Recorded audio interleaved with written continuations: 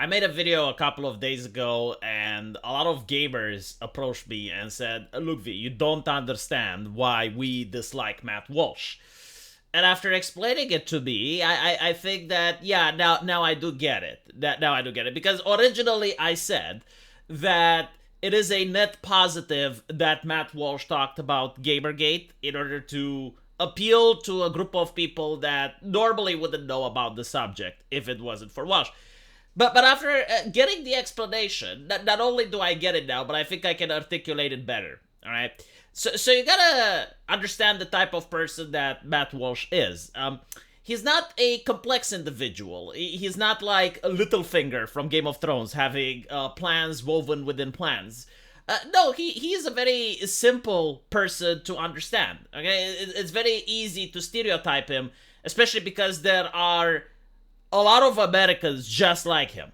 Like he is part of an American mindset, a very old American mindset, which exists even today under different forms. Okay, so Matt Walsh, if I were to stereotype him, he lives in a house like this, and he's got a big family with a lot of kids, and he likes certain things in life. He likes grilling, he likes fishing, he likes Jesus, and he likes sports. Okay? Now everything outside of these lived experiences that he has, which again, grilling, fishing, sports, and Jesus, must be evil. They frighten him. They're satanic. Okay? Like, this is why he says that anime is satanic. This is why he doesn't like video games. Because video games are outside of the category of fishing, Jesus, sports, and grilling. And therefore, if it's outside of his realm of understanding, if it's outside of his lived experiences, it must be evil, right? Like, his father didn't do video games, his grandfather didn't do video games, and therefore, video games are bad, right? Just like his father didn't watch anime. Does it make sense? Okay? And people like Matt Walsh, in order to feel safe, they gotta surround themselves with like-minded individuals.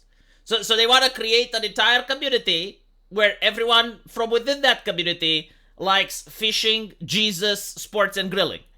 Again, no deviation is allowed. Everyone needs to have the exact same color on the roof. They need to have the exact same length on the grass.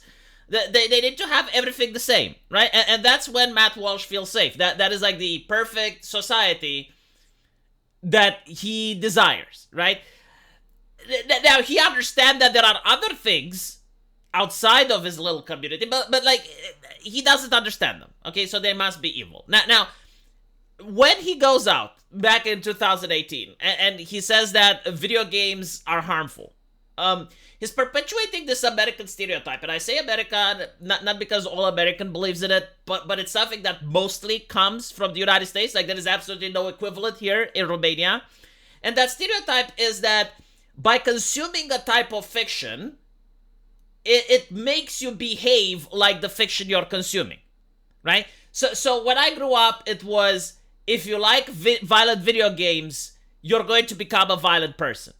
Now it's, if you like racist games, you are a racist person. If you like games with sexism in them, you are a sexist person. I guess the more new one is, if you like anime where the girls are at a high school, you must be a pedophile, right? Like, it's usually variations of that, but the essence is literally the same. The essence is that the fiction that you like, right? So, like, if you like to play Mortal Kombat and there's fatality in it, you must be an unhinged psychopath.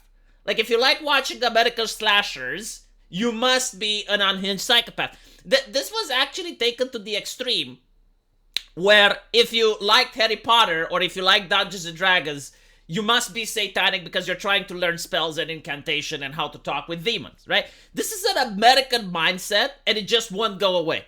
Every single generation has a new adaptation of this mindset. Like, they're taking the original and they're modifying, but the end result is the same. It's like the fiction that you like causes you to be a dangerous person. So unless you like Jesus, unless you like fishing, unless you like sports and grilling, you are untrustworthy as an individual. Because again, like Matt Walsh and people like him has spent thousands of years in order to research the art of grilling and fishing and figure out that there is nothing wrong with it, right? So they trust that because they grew up with it. But anything new is untrustworthy. Anime is untrustworthy. They didn't have thousands of years to research it, right? Same with video games. So where am I going with this? Well, it's literally the same justification that the left has in order to wokeify games. They will say that because games are harmful, because video games are problematic, we need to have our consultants to make absolutely sure that the story in those video games are acceptable. So that the people who consume video games don't end up becoming racist and misogynist. They tried the same thing with anime, but the Japanese people told them to fuck off. So now they're, okay, well, Uzaki-chan and My Hero Academia has minors in them, so you need to be very careful with how you depict them. You can't depict them the same way that the Americans depicted X-Men, with skin-tight suits and big boobs and cleavage. So you need to hire us to make absolutely sure that you're not going to turn people into pedophiles by watching Uzaki-chan or My Hero Academia, right? Like it's literally the same mindset all across the board. It's like, hire our consultants so that the fantasy that you consume, the fiction that you like, doesn't cause harm into society. And gamers have finally recognized this for what it is. And it's like, no, there is a different way of thinking. And the different way of thinking is that what's fantasy and fiction is separate than the type of people that consume it. Right? Just because I enjoy watching Nightmare on Elm Street doesn't mean that I want someone to actually be like a demonic serial killer that torments teenagers, right? But like, inherently, almost everyone knows this, but for some reason, this trend just won't go away. Like every single generation is going to have a problem, a beef with something that's fictional, and they're going to turn it into like an online jihad now, in order to like justify why they need to be placed in charge, in exchange for a lot of cash, of course, to sanctify the fiction, to purify it. Now, of course, Matt Walsh isn't one of them, but like, when you say that games are harmful, you're basically telling the left that, yes, this is why we need your consultants. This is why we need your wokeness. Usually the thing is like the right, and this is why they lost the culture war, is that when something scared them, they would outright ban it, right? So like Dungeons and Dragons is scary, ban it. Anime is scary, ban it. Video games are scary, ban it. But the reality is they do not have the power to actually ban things. They can ban things in their own little gated community, but they cannot ban things for people outside of their community. So people outside of the community will enjoy the things that right-wingers don't like, regardless. The thing that the left does is like, okay, well, those people have something we don't like, we're going to infiltrate it, we're going to subvert it, and then we're going to push our community onto them. And this is why the right has lost. And this is why almost every single major institution is now left-leaning. The right didn't even want to have a culture war. They surrendered before it began. They moved into their little gated places, locked the door, and hoped that everything outside is going to be fine, but now the outside world is coming in.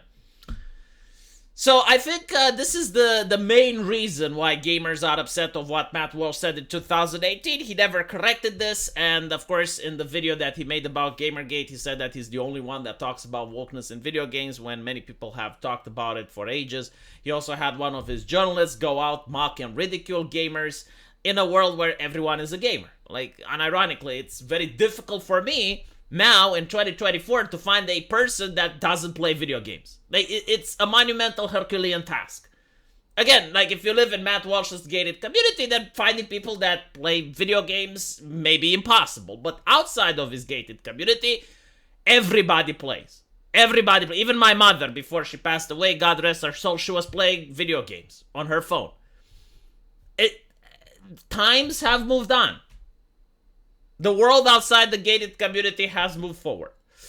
Let me know what you guys think, and if you like my channel, please consider contributing. There is a link into the pinned comment. It will take you to my evil Patreon or my Subscribe Star. And for as little as $5 a month, you get buyer's remorse, and you also support this channel. So I thank you for your support, and I'll see you guys later. Take care.